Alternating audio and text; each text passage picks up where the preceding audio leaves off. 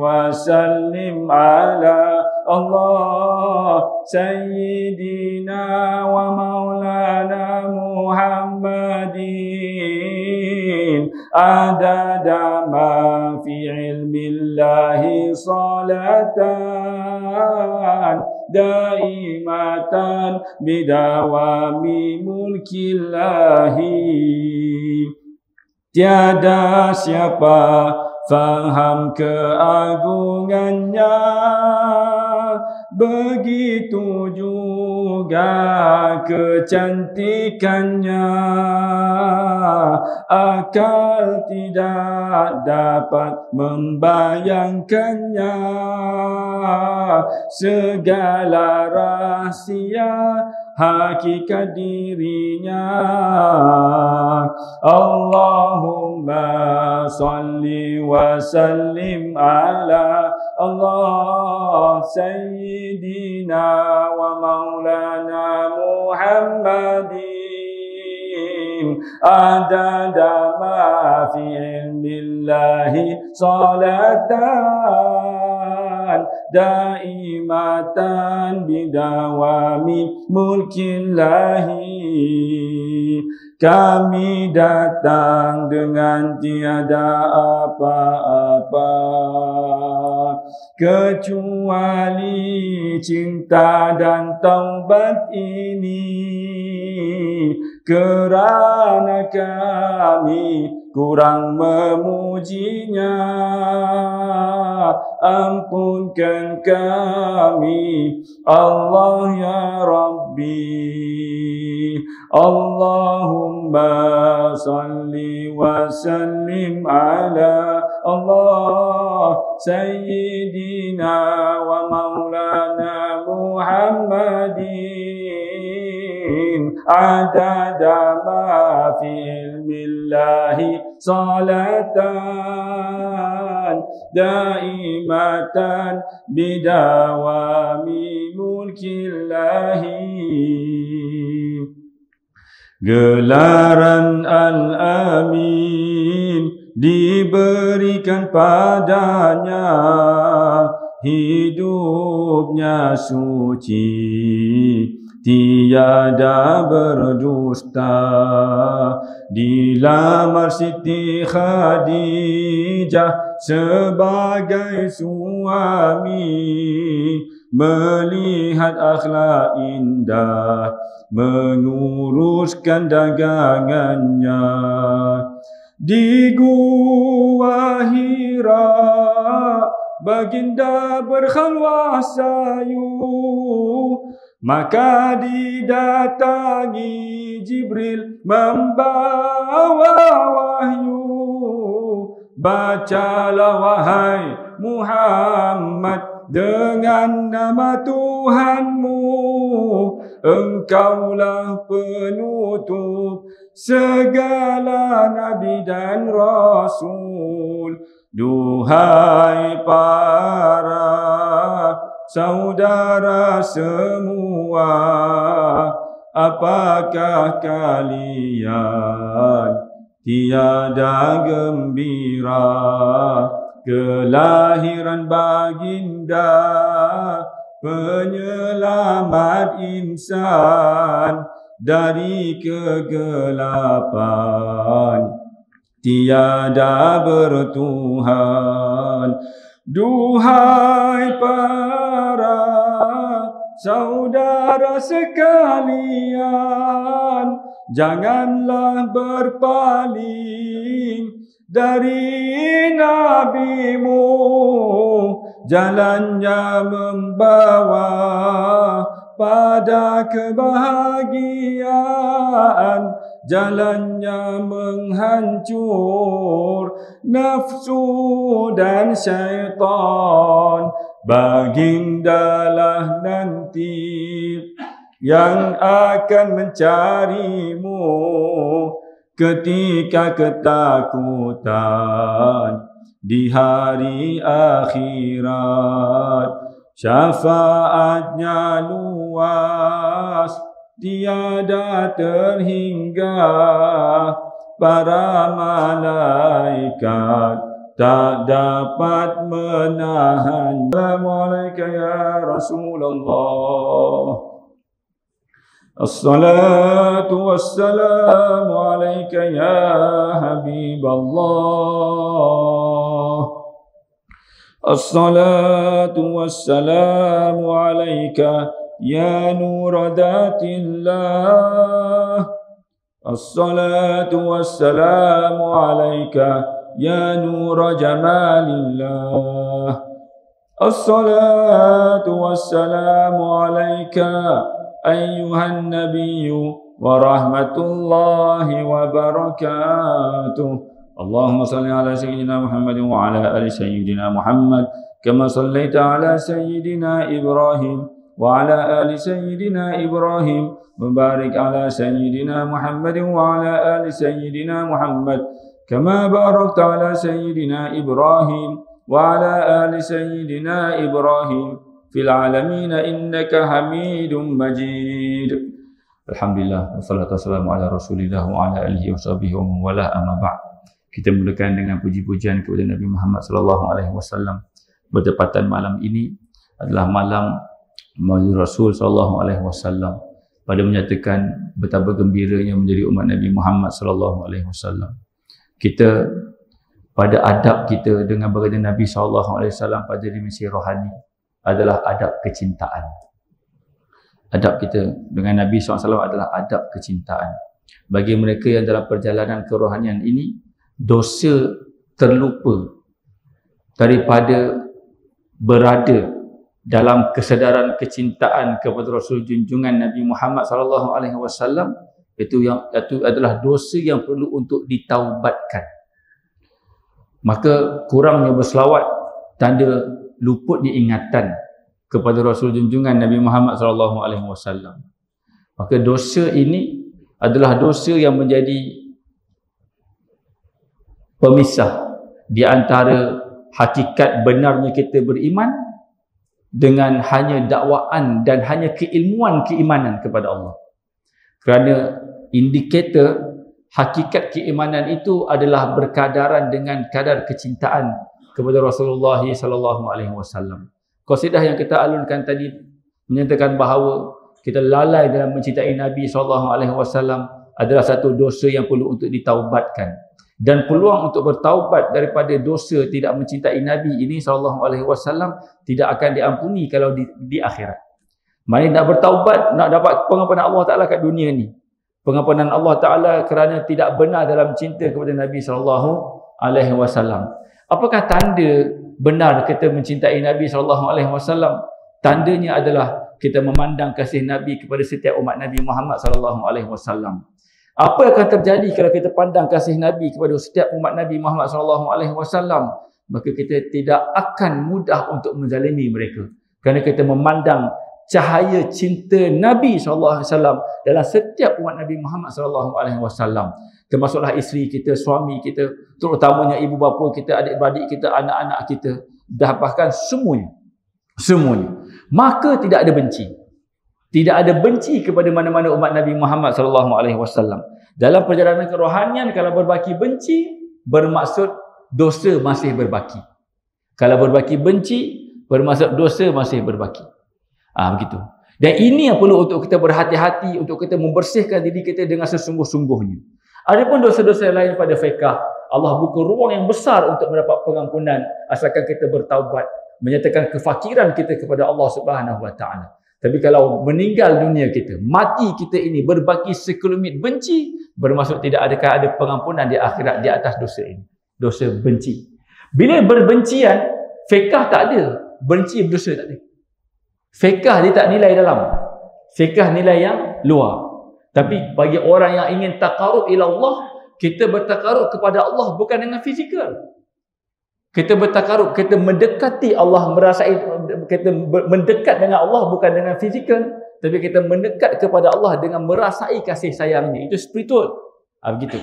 Jadi soal spiritual ini soal tasawuf. Takkan mungkin kedekatan dengan Allah berlaku bagi orang yang berbaki benci. Takkan mungkin berbaki benci. Zikirlah macam mana pun, sampai lidah terkeluar zikir, tak jadi. Zikir sampai pecah tasbih, berbaki benci, bermaksud tidak ada cahaya pada zikir. Begitu. Itu je indikator. Jadi kalau ditanya, sufi itu apa? Sufi adalah perjalanan membersihkan hati. Nak bersih apa lagi hati ini? Daripada sifat benci. Kerana sifat benci itulah dahan iblis bertandang. Daripada sifat benci terhijab kita untuk dekat kepada Allah. Bila begitu keadaannya, iblis tak ada masalah kalau kita solat banyak. Iblis tak ada masalah kalau kita zikir banyak. Iblis tak ada masalah kalau kita infak, sedekah banyak. Sebab apa?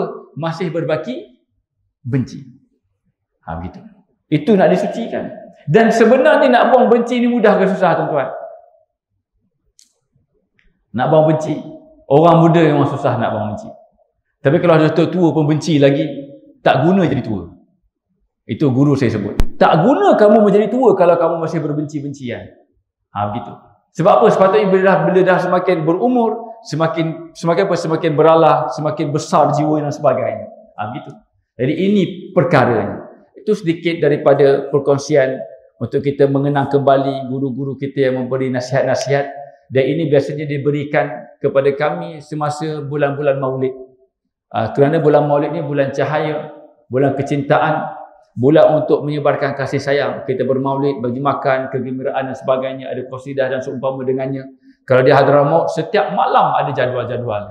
Tidak akan berada di rumah setiap malam, melainkan pergi ke posisi-posisi untuk bermaulid. Dan ada beberapa malam yang maulid yang besar di masjid-masjid Imam Al-Haddad, masjid-masjid yang lama berkumpul di situ. Kerana itulah nilai kita.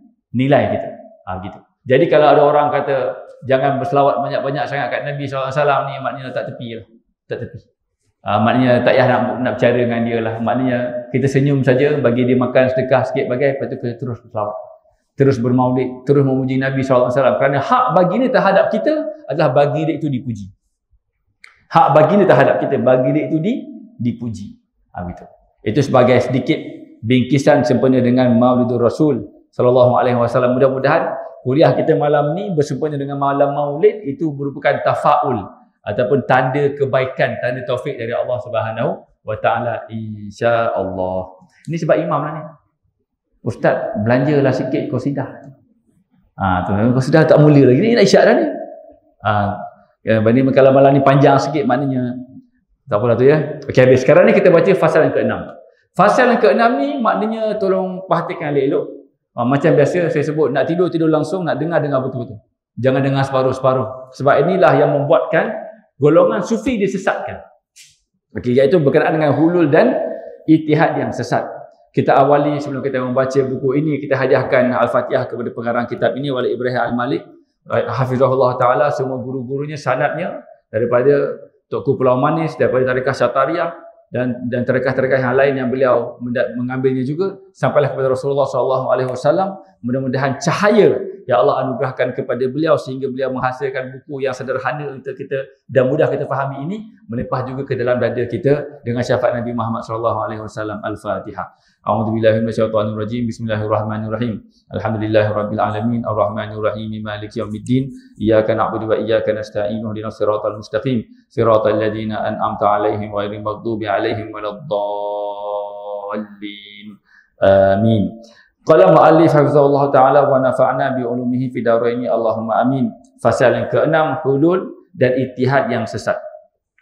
Fahaman hulul dan ittihad dan wahdatul wujud yang batil, yakni yang ditafsir secara batil, adalah kefahaman yang menghinakan Allah Subhanahu wa taala kerana ia merendahkan kemuliaan dan kesucian Allah Subhanahu wa taala kepada martabat makhluk, seperti fahaman Allah Subhanahu wa taala berada dalam makhluk. Allah di arash misalnya, okey, sebab Allah taala menjelma dalam makhluk. Allah Subhanahu wa taala membahagi-bahagikan zatnya dalam makhluk, menyatu zat Allah Subhanahu wa taala dengan zat makhluk, sebagaimana fahaman mujassimah yang menetapkan Allah Subhanahu wa taala itu bertempat dan berjisim. Okey, kita baca nota kaki 13 tepi itu bagi siapa yang ada kitab. Al-hulul dari segi bahasa bermaksud turun, nazala. Firman Allah Subhanahu wa taala, au tahullu qariban min darihim, ataupun bala bencana itu turun menimpa tempat-tempat yang berhampiran dengan tempat tinggal mereka. Itu hulul. Hulul tu maksudnya menempati. Hulul ni biasa kalau mana-mana ustaz pun macam ni, hulul ambil cawan, air tuang. maka air ni telah menempati cawan. Maka ikutlah air ni akan bentuk cawan. Itu maksudnya hulul. Itu contoh hulul. Okey, kemudian ittihad. Ittihad dari sudut istilah, okey, ini bukan okey, hulul bermaksud ni bukan hati-hati hulul ni. Hulul dari sudut istilah, hulul bermaksud dua penyatuan jisim, iaitu terbahagi kepada dua. Hulul jiwari, keadaan salah satu jisim menjadi bekas kepada jisim yang lain seperti air memenuhi cawan, ataupun hulul saroyani, keadaan dua jisim bersatu dengan sekira-kira petunjuk jisim menjadi petunjuk kepada salah satu jisim, seperti menempati hulul air bunga mawar kepada bunga mawar. Mana benda begitulah ya, mana faham betul. Mazhab hululiyah mengatakan Allah menurun di sekalian sudut tempat, misalnya di laut, gunung ganang, batu besar, pokok-pokok, manusia dan haiwan, atau menempati di bahagian manusia. Itu hulul. Hulul ni maksudnya menempati. Menempati. Kalau dia bersatu jadi ittihad. Kalau ittihad tu ibaratnya emas dengan perak. Okey, bila bersatu jadi swasta. Begitu. Ini kalau perkataan ini difikirkan dengan akal, maka dia akan jadi terseleweng daripada apa yang dimaksudkan oleh para sufi. Begitu. Contoh mudah. Saya tak jumpa contoh yang lain. Contoh ni lah yang makna yang saya bawa paling mudah. Orang Melayu sebut, orang Melayu kan suka dengan ayam. Kan, okay, jadi maknanya sabung ayam dan sebagainya semua. Okay, tak tahulah dekat Negeri Sembilan macam mana dia punya budaya dia, tapi orang Melayu pepatah dia ayam tambatan. Ayam tambatan. Jadi ayam tambatan ni, itu apa dia? Itulah biasanya dah ada dia punya tet-tet ni. Mari kita azan dulu. Okey, kita tak ada warning. Okey, jom. Bismillah.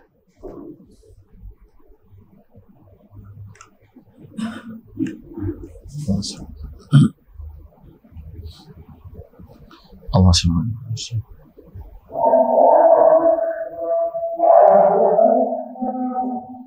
Allah Allah.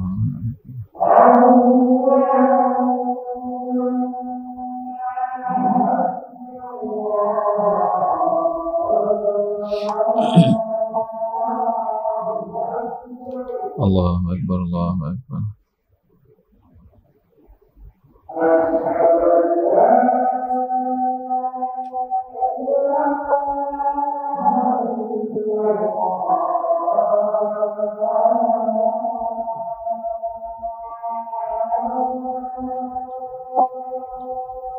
Asyhadu an la ilaha illallah.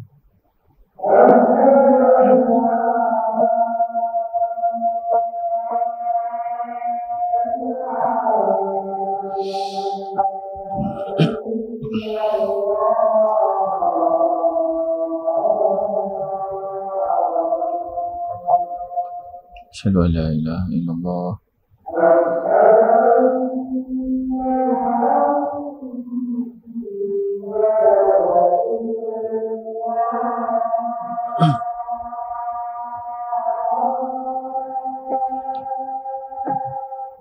Asyhadu anna Muhammadan Rasulullah.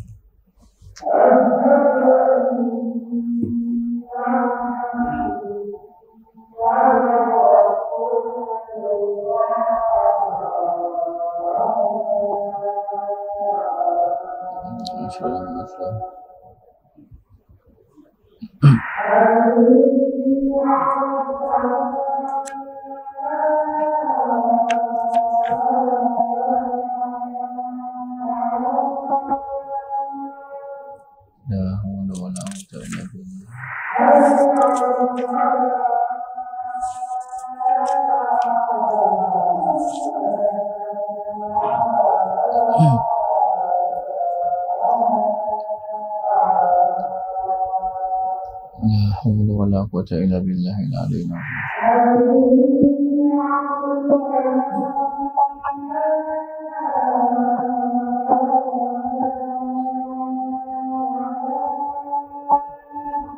La haula wala quwwata illa billah.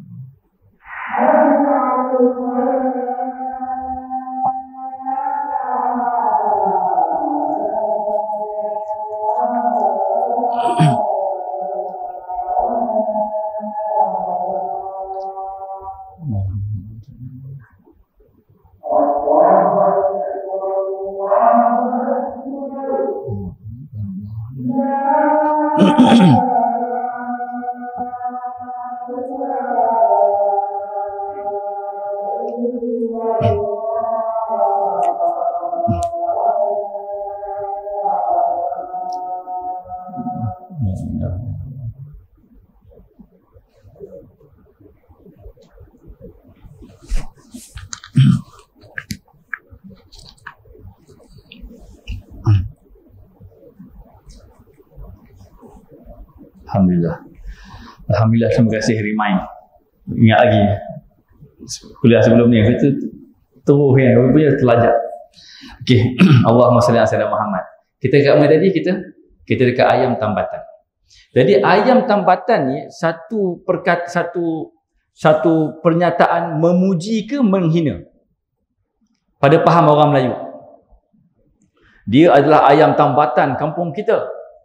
Begitu. Ayam tambatan kampung kita. Itu perkataan pada konotasi orang Melayu, dia adalah memuji.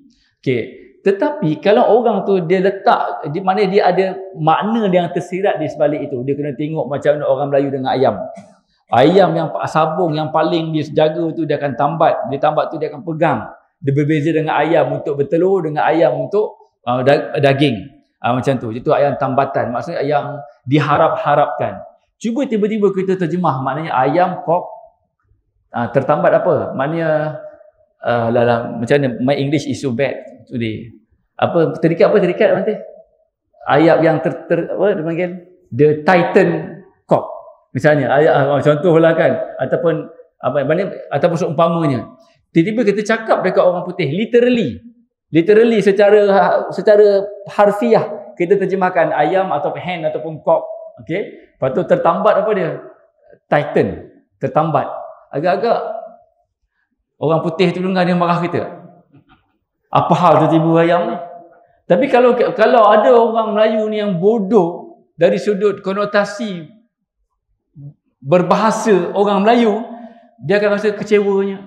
Kenapalah aku ni penat-penat mendatangkan bakti dalam kampung ni. Dia boleh kata aku ayam. Ayam biasa bebas bergerak. Tiba-tiba dia tambat pula, hinanya aku tertambat ni. Tertambat ni maknanya benda-benda yang bersifat tak sempurna. Dia marah kita. Sebab apa? Dia faham kod bagaimana perkataan itu. Tapi dia tak faham kod makna yang ingin difahamkan oleh orang Melayu lama-lama. Samalah juga itu ibaratnya dengan perkataan hulul dan ittihad. Dia faham kod harfiahnya. Hulul tu turun menempati, ittihad tu menyatu. Maka bila para sufi maknanya pada menyatakan wahdatul wujud, maknanya keesaan Allah, maka dia faham Allah tu esa. Okey, wahdatul wujud, keesaan kewujudan. Maknanya apa dia? Allah khalik. Makhluk apa yang saya pada khalik adalah makhluk. Kalau wahdatul wujud, kesatuan kewujudan, maka dia akan faham mana ada satu, ada dua, Allah satu. Khalik, satu yang saya pada khalik, makhluk, dah dua. Tapi kesatuan kewujudan, wahdatul wujud. Ini mesti dia menepati. Allah menepati makhluk ataupun makhluk menepati Allah, kemudian bersatu. Maka jadilah kesatuan wujud. Dia faham literal macam tu. Secara akli. Bila secara akli, akal ni dia bukan untuk merasa. Akal untuk bagaimana. Itu keyword dia. Akal bukan untuk merasa. Akal ni untuk membagaimana. Bila dia membagaimanakan Allah, dia dah lari daripada adab ataupun peraturan ataupun sistem yang para ulama kita nyatakan bahawa kita dengan Allah jangan membagaimanakan Allah. Laisa kamitslihi syai' wa huwa samiul basir. Ayat tu mesti pegang betul-betul. Lantaran itu bila kita sebut tentang wahdatul wujud yang menjadi kemuncak natijah dalam perjalanan kerohanian, itu bermaksud apa dia? Bukan maknanya menyatu Allah dengan makhluk, menyatu makhluk dengan Allah, bukan. Tetapi memandang bahawa segala-galanya adalah pada menyatakan wujudnya Allah yang esa. Itu. Wahdatul wujud maknanya untuk menyatakan bahawa segala-galanya adalah pada menyatakan Allah tu yang esa. Kuliah 2 minggu lalu, keesaan Allah pada perbuatannya, keesaan Allah pada nama-namanya, keesaan Allah pada sifatnya, dan keesaan Allah pada zatnya. Itu untuk tahqiq kita mengesakan Allah Subhanahu wa taala. Begitu. Jadi akhirnya semuanya itu adalah pada menyatakan Allah. Pada menyatakan Allah. Dan kalimah al-wujud itu sendiri maksudnya apa dia? Adanya ia tanpa dikarenakan dengan sebarang kerana. Itu bahasa. Adanya tanpa berkerana, ataupun adanya tanpa bersebab. Adanya kerana dia sedia ada, qidam. Adanya ia kerana dia akan kekal ada, baqa. Adanya ia tanpa persamaan dengan sebarang yang lain, mukhalafatul lil hawadis. Adanya itu seorang-seorang dia, esa dia, wahdaniyah. Dan itulah yang pada menyifatkan huwa, dia, Allah Subhanahu wa taala.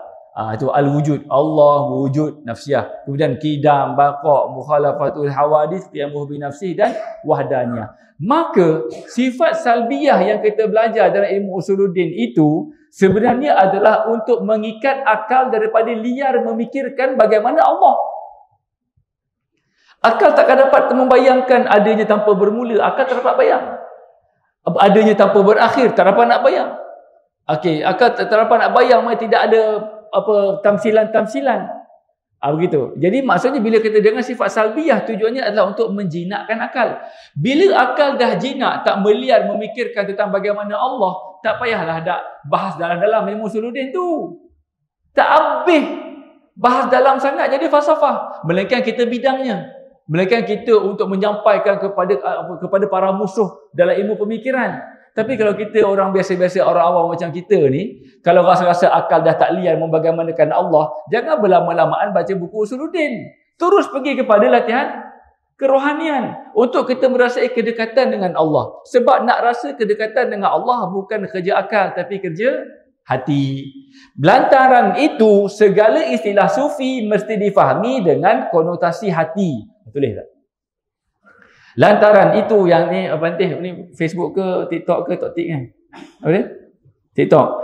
Mana TikTok? Bukan Facebook. TikTok dia ada komen. Catat dalam komen tu maknanya segala perkataan-perkataan yang menjadi keyword dalam ilmu tasawuf bukan untuk dihuraikan dengan akal dan keakalan, kerana keakalan itu membagaimanakan. Allah tidak boleh untuk dibagaimanakan, maka ia kena difahami dengan apa dia? Dengan faham hati. Dengan fahaman hati. Dia panggil faham basirah, bukannya basar. Basar ni akal. Itu keakalan. Kalau faham hati dipanggil basirah. Kalau kita tak tahu macam mana basirah punya pengertian terhadap istilah-istilah sufi, maka kena diambil daripada ahlinya. Dan para ahli sufi, dia merasai istilah itu. Merasai istilah itu. Memakai istilah itu. Dan hidup dengan istilah tersebut. Jadi bila para sufi menerangkan tentang bagaimana seni perjalanan kerohanian untuk takarub kepada Ar-Rahman, dia bukan bercakap dengan akalnya, tapi dia membicarakan tentang apa dan bagaimana pengalaman rohaninya itu. Dan itulah yang maknanya didedahkan dalam kitab-kitab seperti kitab hikam yang kita baca. Begitu pengalaman tu. Jadi itu je. Jadi yang jadi gegak gempita dalam dunia akademik baik, dalam dunia sembang-sembang maknanya asatizah baik, dalam dunia sembang-sembang manusia secara umum baik, dalam istilah wahdatul wujud ini, kerana ia difahami di luar konteks. Contoh ketam. Kalau restoran sembang kata kita kekurangan stok ketam, faham apa? Faham kayu ke faham laut? Kalau dekat restoran, faham kayu ke faham laut? Dia katakan faham laut. Sebab kalau kat restoran sebut ketam, mesti makhluk nak makan tu lah. Betul-betul dekat laut. Selesai. Tapi kalau kita dekat kedai hardware, kita pergi bersoal maknanya kita dah habis ketam. Kita habis ketam. Faham laut, ingat laut ke ingat kayu? Kita ingat kayu. Bila ingat kayu, ingat apa lagi? Ingat kayu, rumah, sampan, perahu, perabot dan seterusnya. Maka perkataan yang sama, iaitu ketam. Begitu.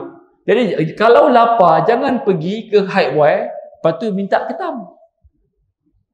Kalau lapar, jangan pergi ke hardware, lepas tu toke ketam satu ekor.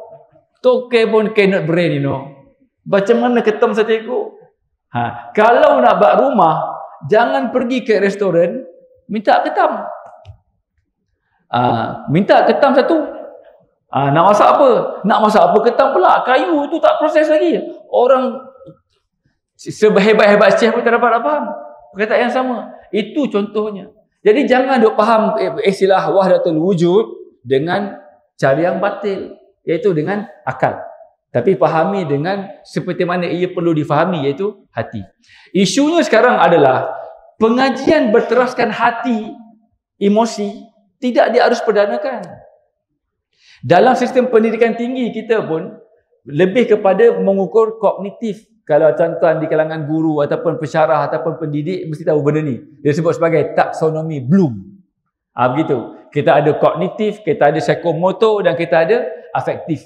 Tasawuf letak kat mana? Tasawuf letak dekat afektif. Okey, tapi dalam pengukuran sistem pendidikan kita rata-ratanya keakalan. Dan kita akan pergi kepada critical thinking dan seterusnya. Itu baik. Tapi kalau diletakkan critical thinking pada tasawuf, akhirnya terkubur ilmu tasawuf. Sebab apa? Dah salah letak. Jadi begini, kalau kamu nak faham ilmu tasawuf di luar konteksnya, cuba kamu parking kereta dekat dalam laut. Itu je. Parking kereta dekat dalam laut. Agak-agak kereta tu boleh guna lagi tak? Selesai. Gitu. Jadi maknanya kalau kamu sayang nak parking kereta dekat dalam laut, takut kereta rosak, maka jangan kamu memahami istilah sufi di luar konteks para sufi. Dan konteks para sufi takkan dapat difahami melainkan orang sufi. Sufi bukan soal pemakaian, bukan soal zikir, bukan soal kumpulan, bukan soal penjenamaan, bukan. Sufi soal adalah mereka yang obses untuk menuju takarub kepada Ar-Rahman dalam apa jua bentuk dan tindakan. Itu sufi. Okey, dan tandanya apa dia? Menghilang benci. Hilang benci. Dan ingatkan sahabat Sayyidina Umar yang bila Nabi SAW mengatakan bahawa satu janji yang baik kepada sahabat yang lain ni, sahabat tu bukan sahabat besar pun. Okey, maka Sayyidina Umar nak tahu apa yang orang ni buat sampai Nabi SAW menyatakan bahawa dia ni pengakhirannya baik. Maka Sayyidina Umar pun bertandang kat rumah dia, tidur bermalam. Ada orang Arab, selagi tak 3 malam ataupun 3 hari, jangan tanya tetamu kenapa datang. Kata, aku nak tidur rumah kau. Okey, terus je. Jangan tanya kenapa. Lepas 3 hari baru tanya kenapa. Okey. Jadi, mana lepas 3 hari tanya, apa sebenarnya datang bertandang ni? Dia tengok apa yang kau buat ni. Nabi SAW menyatakan satu yang baik, terjamin untuk kau ni. Aku tak ada buat apa. Aku tengok kau tak ada puasa sangat pun. Makan serupa tu je. Nak tu bangun malam pun tak bangun malam pun. Okey, maknanya solat pun yang wajib-wajib je. Apa yang kau buat ni? Apa kawan tu kata? Aku setiap malam aku memaafkan semua orang. Itu. Nak maafkan semua orang tu, kalau ada benci boleh maafkan tak? Tak boleh. Jadi selepas setiap kali kita balik majlis zikir, kita tengok berbaki benci ke tidak. Kalau balik-balik majlis zikir, berbaki benci. Sampai-sampai rumah ni isteri lambat buka pintu. Tungkin, bukalah pintu. Aku zikir ni, lambat ni. Contohnya, dah marah-marah dah. Zikir tu ada makna tak? Tak ada. Itulah para musyrik kita tegur dan nasihatkan. Kamu kalau berzikir, pastikan zikir itu bukan menjadi makan syaitan. Sehingga syaitan lebih kuat dengan zikirmu untuk mencengkam nafsumu, sehingga nafsumu berbaki benci yang tak berkesudahan. Pastikan zikir yang kamu lakukan itu menjadi makanan rohanimu. Sehingga tidak ada tempat lagi iblis menyuntik racunnya untuk kamu merasai benci kepada mana-mana manusia. Lepas ni tengok apa ni. Kita akan diuji dengan sifat benci. Biasanya macam tu. Bila teruji tu, tahulah tahap kita macam mana. Mengadu lagi ke Allah. Ya Allah, kenapa benci dengan ni? Faraid zaman atuk kita tak selesai dulu. Sampai keturunan dibenci. Itu berlaku begitu. Berlaku. Benci ni boleh hilang hanya dengan ilmu ke? Tak boleh. Siapa kata benci itu bagus? Tak ada siapa yang berakal kata benci itu bagus. Tapi siapa kata maknanya dia senang-senang boleh tak benci ke orang? Oi, tak mudah. Tak mudah. Jadi benci ni dengan limpahan nur, dengan cahaya, bukan dengan ilmu. Ilmu kita tahu tak boleh benci ke orang. Tahu. Tapi benci tu sahaja aku benci orang ni kerana Allah Ta'ala. Tak ada macam tu. Tak ada yang aku keluar ni aku nak benci 5 orang. Boleh itu? Tak ada, tak fikir pun. Tapi tuk dia datanglah. Itulah kita perlu berguru. Sebab cahaya limpahan, maknanya keberkatan untuk terhilang benci itu hanya dengan asbab bimbingan kerohanian daripada mursyid tu. Tak ada yang lain. Bacalah 1001 buku tentang benci pun, isteri kita pun kita baran lagi. Jadi kalau yang lelaki-lelaki ni, suami-suami ni, dalam latihan kerohanian, tasawuf, zikir dan sebagainya, dari semasa ke semasa tanya isteri, abang ni, baran abang macam mana? Marah abang macam mana? Perkataan abang macam mana? Semakin lunak ke macam biasa je? Macam biasa bang, tak berubah pun. Okey, tak apa. Jangan marah lagi. Mana apa dia? Kalau isi kita tak rasa kita punya kelunakan, kita punya kemaafan, kita punya toleransi dan sebagainya, maknanya tak ada apa. Isteri kita je indikator. Kalau tak kahwin lagi, mak dan ayah kalau masih hidup, ataupun adik-beradik yang tinggal dengan kita, macam mana. Itu indikator dia. Bukan indikatornya sebab tasbih aku dah haus lah, sampai dah hilang biji haus. Oh, banyak zikir aku ni, boleh dah ni. Bukan itu indikator dia. Oh, dahi hitam lah sebagainya. Oh, tak, bukan itu indikator dia. Indikator dia tu je, simple je. Balik-balik, mana sekarang ni, berapa kali abang marah awak dalam bulan ni? 10 kali. Okey, tak apa. Lepas tu bulan depan pula, hari ni berapa kali awak kena marah? Bertambahlah bang. Itu masalah. Bertambah masalah. Dulu abang maknanya taklah marah-marah macam ni. Tapi kali ni lepas abang pergi zikir, majlis Rabu malam dan baca kitab ni maknanya makin marah pula. Nak cakap apa? Cakap macam ni. Okey, bagi abang tempoh. Kemarahan abang sedang keluar. Kemarahan sedang keluar. Semasa nak keluar marah tu memang dia akan jadi marah. Waktu abang marah, kamu jangan lawan.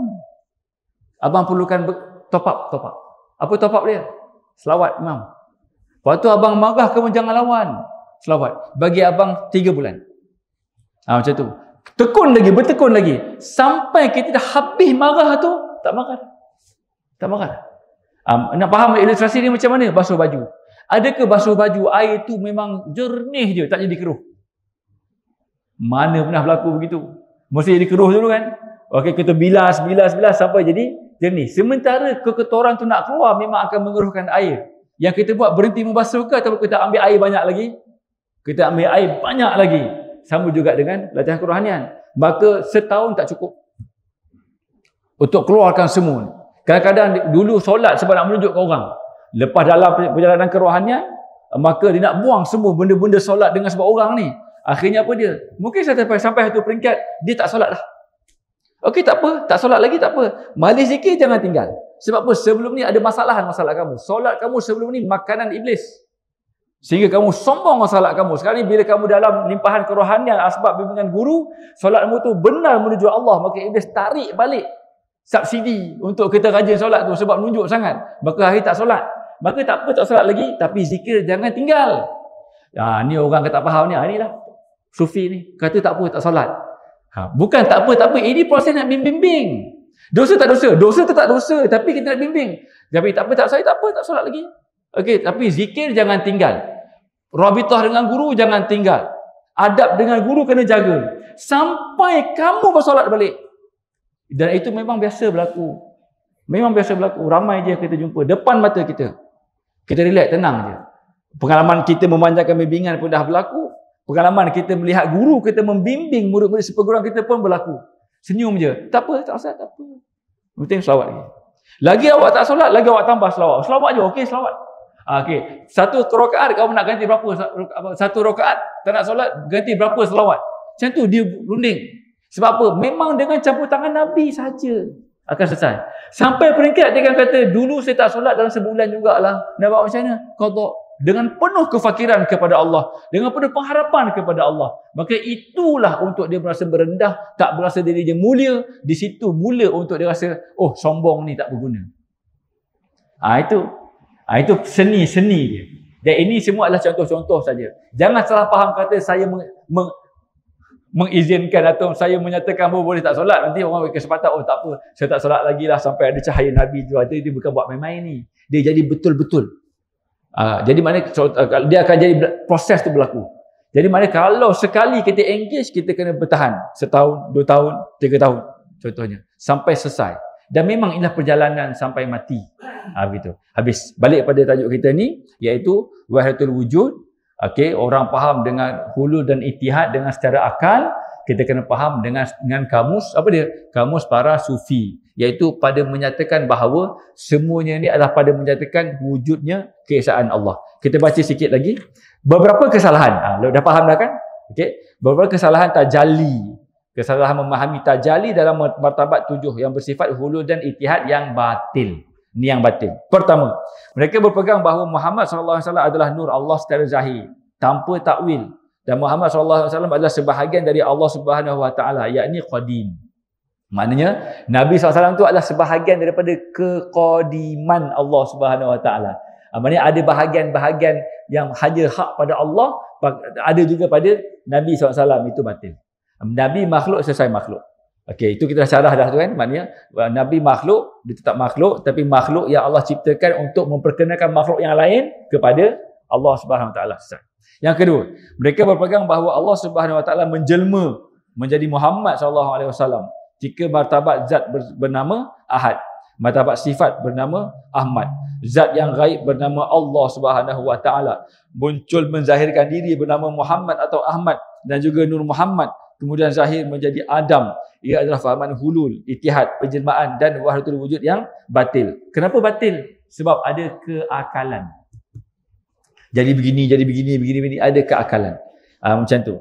Jadi orang kata mereka reka. Okey. Tapi ada juga orang yang keluarkan perkataan ini, tapi dia tidak batil. Seumpama ini tapi tak batil. Sebab apa? Sebab dia tidak ada perkataan yang lain daripada menyatakan pengalaman kerohanian yang Allah buka rohani, nampak. Dia tak ada perkataan. Maka kalau disebut benda-benda seumpama ini misalnya, maka tengok dia cakap dengan konteks majaz. Okey, apa mana kita panggil dia panggil majaz, semua majaz bukan imbuhan peribahasa makna bidalan, okey, ataupun literally harfiah. Itu kena check balik. Tapi itu maknanya yang advanced stage. Tapi kita nak ambil jalan berhati-hati, jangan cakap benda-benda macam ni. Jangan cakap benda macam ni. Senang-senang. Kalau pun terbuka bagai-bagai apa yang dibukakan, macam-macam Allah boleh bukakan hanya kepada mursyid kita saja. Tak payah nak buat Facebook live saya hari ni. Allah bukakan kepada saya bahawa saya begini-begini. Apa kau nak tunjuk Facebook? Kan maknanya itu rahsia. Sebab itulah para ulama sufi sebab ini ilmu rahsia kamu dengan Allah. Ingat, kalau bocor rahsia kita dengan Allah, murka Allah teramat-amat. Sebab ini ilmu rahsia. Hanya boleh cakap dengan mursyid saja. Begitu. Dan sebenarnya bila terbuka perkara itu, maknanya apa dia? Maknanya bukannya perbahasan yang nak. Bila terbuka perkara itu sebenarnya watak Adabiah Muhammadiyah itu yang perlu untuk dipertajamkan. Sekarang ni ilmu tasawuf dah jadi ilmu kedai kopi. Ilmu hakikat dah jadi ilmu kedai kopi. Sembang sana sini pun semua bagai. Akhlak tak bertambah pun, adabiah tak diperhalusi. Maka adakah itu matlamat ilmu hakikat ni? Tak. Ilmu hakikat ni adalah untuk membawa akhlak. Sehingga bila kita berakhlak baik itu, kita nampak bahawa kita memakai adabiah Muhammadiyah tu ibarat baju. Adab tu kita pakai. Akhirnya kita akan rasa berserta dengan Nabi SAW. Di situlah maknanya sedikit demi sedikit kita dibukakan penghayatan, kita berserta dengan Allah. Dipanggil ma'iyah. Kebersamaan dengan Allah Subhanahu Taala. Itu pun bukan bersama pada keakalan, tapi pada merasai. Pada merasai. Inilah orang sufi kata malam yaduk la yadri. Siapa yang tak rasa dia takkan tahu. Contohnya gini, orang main golf. Ada tuan main golf tak kat sini? Tak ada main golf. Orang pergi tak main golf kan? Saya pernah bicara dengan orang main golf. Dia kata pagi-pagi dia main golf dulu, lepas tu baru dia masuk kerja. Kerja dia bekam. Saya bekam dengan dia. Saya pagi main golf dulu. Lepas tu saya tanya dia, abang apa best main golf ni? Abang tak rasa bang, main golf ni. Bila kita pukul tu bunyi bola. Dia kata, memang dia kata maknanya, syok sangat lah.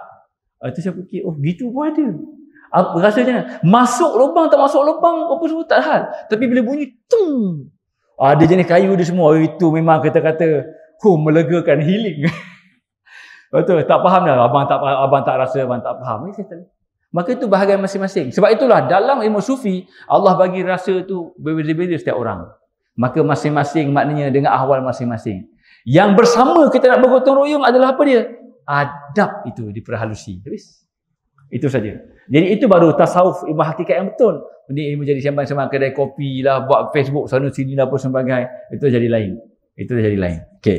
Terus istilah digunakan sama, tetapi maksud adalah berbeza antara sufi yang hak dan golongan yang batil. Justru itu, wajib seseorang yang ingin membaca kitab-kitab tasawuf peringkat tinggi, yakni muntahi, hendaklah mempelajari sebaiknya pegangan ahli sunnah wal jamaah. Misalnya sifat 20. Sifat 20 ni wajib. Kalau tak lepas sifat 20, tak payah bacalah kitab tasawuf. Ini awak sifat 20 pun awak tolak, itu awak nak kaji kitab tasawuf, kemudian akhirnya awak dapati semua batil belaka. Awak tu yang batil. Sebab apa? Sebab awak tak ada ilmu, tak ada permulaan. Ibarat nak bawa kereta pergi dekat paya. Boleh gerak tak? Takkan boleh gerak. Nak mendayung sampan pergi dekat daratan. Maknanya satu kegilaan.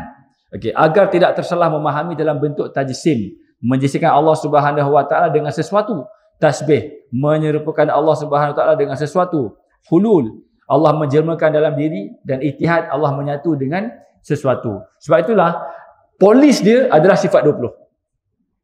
Polis dia sifat 20. Jadi kalau terbuka macam mana pun dalam zikir kita ni, terbuka dalam, biar dalam. Jangan bawa keluar. Macam air liur. Air liur. Air liur ni selagi dalam mulut kita telan tak? Maka air liur kotor ni, ludah. Tak jenuh, tak ada kerja kita. Jadi maknanya, tapi bila air liur tu sekali dah terkeluar, nak jilat balik tak? Oh, hiduplah teman. Itu je. Ilmu kerohanian ni bila Allah buka, Allah tak buka kat sini. Sebab kat sini dengan lidah dia cepat. Allah buka kat mana? Allah buka kat sini. Benda yang Allah buka kat dalam ni tak payah dia keluarkan, dia jadi tak elok.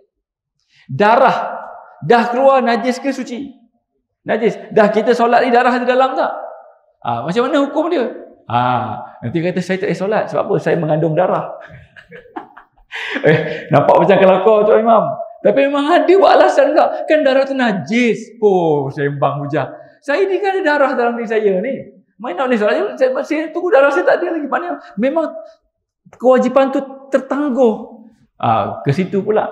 Darah kat dalam tak ada hukum apa-apa sebab dia tempat dia kat dalam. Dah keluar baru jadi najis. Maka ibarat macam tu. Ilmu hakikat rahsia dalam ni, kalau dibukakan, dia menjadi fitnah yang besar. Dan memang antara ujian, bila Allah memberi kita bukaan-bukaan rohani, ujian kita apa dia? Boleh tak jaga rahsia? Tu. Tambah-tambah ada Facebook. Tadi saya mendapat tajalli. Saya begini. Jangan. Sebab itulah, kalau orang yang tak dapat jaga rahsia ni, dia kurungkan dirinya dalam bilik. Tak keluar rumah. Sebab apa? Mudarat kalau dia keluar rumah. Contoh, dia nampak dalam hati ni, kamu lembu, kamu ABI, kamu kambing, kamu nampak semua ni. Kamu bertanduk semua, takut. Saya berjumpa dengan orang seumpama itu. Tapi mujur tak kena kat saya. Waktu tu, mana? Jadi macam takut kita. Lepas tu tak pergi. Kenapa Tuan Syekh tak pergi ni? Aku nak sayang macam ni, aku nampak sekian. Mana aku, bila dia nampak, aku mengata dia pula. Dah mengata dia, aku tak suka, ada dosa kat aku pula. Maka masalah untuk dia dengan Allah, dia kat dalam rumah seorang-seorang. Kita duk kata, inilah orang sufi tak boleh gaul dengan masyarakat. Ibadah dia je. Kita ni maknanya berjuang sangatlah, dengan berbakti sangatlah. Awak jaga ahwal awak. Orang sufi walaupun dia tak bergaul dengan masyarakat, tapi rohaniah dia memang mengikat semua rohani umat supaya terhambat, bercantum, terhubung dengan rohaniah Nabi SAW. Itu orang sufi dah khalwah-khalwah dia. Macam tu. Jadi orang sufi, walaupun kadang-kadang dia buat perangai pelik. Sebab apa? Dia rimas dengan orang ni. Datang dekat sangat, nampak macam-macam, ganggu hati dia pula. Dia buat perangai pelik-pelik supaya orang tu menjauh pada dia. Itu ahwal-ahwal yang pelbagai. Ini dengan pengalaman. Macam tu. Poin dia apa saya buka benda ni? Supaya kita sentiasa bersangka baik dengan semua orang dalam perjalanan kerohanian. Dia mungkin nampak pelik, tapi tak semestinya dia akan mati sesat. Tapi dia dah advantage kita satu poin. Sekurang-kurangnya dia dalam perjalanan kerohanian. Walaupun sekarang nampak macam pelik dan sebagainya. Kita tak berjalan-jalan rohani kita. Umur dah beruban rambut. Tapi rohani macam budak-budak. Ustaz, boleh tak Ustaz bagi saya amal Ustaz? Saya dah amal dah sekian. Saya dengar Ustaz ada amal daripada si fulan bin si fulan, Syekh si fulan bin si fulan. Boleh tak kalau Ustaz bagi sanad kat saya amalan ni Ustaz? Minta. Saya pandang dia. Awak ni nak beramal ke nak Allah? Nak Allah Ustaz. Okey, nak Allah. Kalau nak Allah, janganlah bermain-main dengan amal macam budak-budak main dengan mainan. Dia tak faham. Ini awak nampak macam budak-budak ni nak main dengan mainan. Macam budak-budak main mainan kereta. Dia ni nak main dengan amal. Amal ni bukan main-main. Tak faham Ustaz. Saya pun terangkan. Kenapa nak minta-minta amal? Awak nak rasa apa dengan amal? Apa perlunya awak beramal? Kemana awak nak beramal? Udahlah bermain-main dengan amal ni. Cukup-cukuplah bermain dengan amal. Bila nak berjalankan rohani? Tak faham juga. Terang balik. Sekarang ni nak saya cakap berlapik ke tak saya cakap terang-terang? Cakap terang-terang lah Ustaz. Macam mana saya cakap terang-terang? Saya guna memang tak ada tak ada sensor punya perkataan. Bertahan tak bertahan ni, koyak tak koyak ni. Tak pusat nak belajar tak Ustaz, tapi nampak dia struggle. Bagi perkataan memang koyak rabak. Sebab apa? Sebab umur dah lanjut tapi masih bermain-main dengan amal, minta amal sana, minta amal sini, sebagainya, semua bagai. Saya kata ini mesti banyak waktu lapang ni. Saya banyak waktu lapang. Itu tipu daya beramal tu dahsyat juga tu. Sampai kerja datang jauh-jauh tu minta amal daripada seorang guru saya ni, memang saya dapat sanad satu gumpal amalan. Macam tu. Jadi saya tak sempat jumpa dengan tuan guru ni, ada arwah nak jumpa ustaz pula ambil. Jadi mana kita bukan mengejar amal. Lah kan saya bagi juga amal yang dia tak nak. Saya bagi satu amal lah, buat yang ni. Macam tu. Nak terima tak terima. Kalau tak terima tak apa. Tapi ini mula untuk kita memakai amalan, bukan bermain-main. Budak-budak kalau main kereta, dia masuk tak dalam kereta? Kereta mainan tak boleh nak masuk. Ibaratnya budak-budak kita tak bagi main kereta kita yang mahal tu. Yang besar tu mana boleh tak? Dia kalau budak-budak main kereta, dia main kereta je lah. Kalau budak ada tak kereta mainan, budak dia masuk dalam kereta betul-betul? Tak ada, dia main-main gitu je kan. Mana ibarat macam tu lah.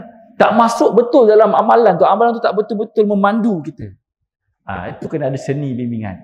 Habis. Jadi maknanya kena kedewasaan rohani itu satu perkara.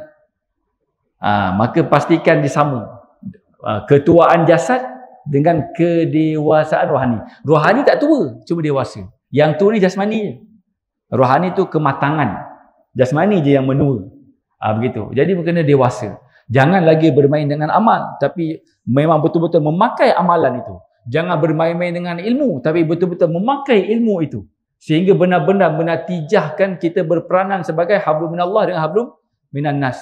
Dengan Allah, kehambaan, fakir ilallah. Dengan manusia menjadi asbab kebaikan kepada semua. Selesai. Lapang dada semua. Cakap mudah. Biar ambil yang mudah tu, iaitu cakap. Kemudian mujahadah. Jadi sekurang-kurangnya orang yang bertasawuf itu, dia dah satu perjalanan dah.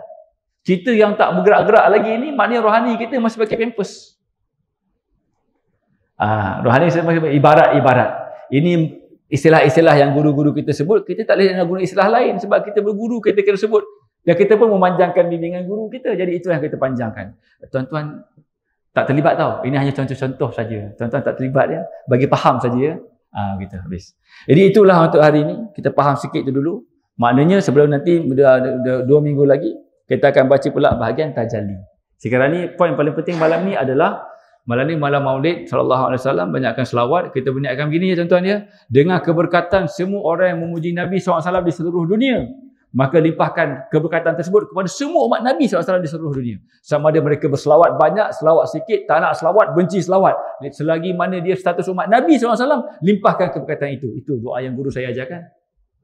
Walaupun kita tak dapat nak datang semua majlis-majlis maulid, majlis zikir dan sebagainya, tapi kita tahu hari ini dan esok satu dunia dalam setiap selang senggang masa tu semua memuji Nabi SAW tak putus-putus. Maka kita niatkan semua cahayanya itu mencahayakan global bumi. Sehingga semua orang mendapat bahagian cahaya Nabi SAW. Kita ending. Cahaya Nabi. Lupa dah. Cahaya Nabi. Terang benderang. Lupa dah tu. Okey dah tu. Takat tu je lah. Qasidah dia. Habis. Mudah-mudahan Allah memberkati kita. Bismillahirrahmanirrahim. Alhamdulillahirabbil alamin wassalatu wassalamu ala sayyidina Muhammad wa ala alihi washabihi ajmain. Allahumma nawwir arwahana bi nurika ya Allah. Ya Allah, cahayakanlah rohani-rohani kami dengan cahayamu ya Allah. Allahumma nawwir arwahana bi nuri Muhammadin sallallahu alaihi wasallam. Ya Allah, cahayakanlah rohani-rohani kami dengan cahaya yang Engkau utuskan melalui Nabi Muhammad sallallahu alaihi wasallam. Allahumma nawwir arwahana binurika wa binuri Muhammad sallallahu alaihi wasallam hatta nashhada annaka antallah la syarikalah. Ya Allah, cahayakanlah rohani-rohani kami ini dengan cahayamu, dengan cahaya Nabi-Mu sallallahu alaihi wasallam, sehingga kami benar-benar memandang keesaanmu ya Allah dalam apa juga keadaan diri kami. Rabbana 'alaika tawakkalna wa ilaika anabna wa ilaikal masir. Hasbunallahu wa ni'mal wakil, ni'mal maula wa ni'man nasir. Wala haula wala quwwata illa billahil aliyyil azim. Wa sallallahu ala sayyidina Muhammad wa ala alihi washabihi ajmain. Walhamdulillahirabbil alamin. Aqulu qouli hadza astaghfirullahal azim li wa lakum. Kita tangguhkan dengan tasbih kafarah dan salatul asr. Subhanakallahumma wa bihamdika asyhadu an la ilaha illa anta astaghfiruka wa atubu ilaik. Bismillahirrahmanirrahim. Wal 'asri innal insana lafi khusr illa alladziina aamanu wa 'amilus solihati wa tawassaw bil haqqi wa tawassaw bis sabr. Walhamdulillahirabbil alamin. Assalamualaikum warahmatullahi wabarakatuh.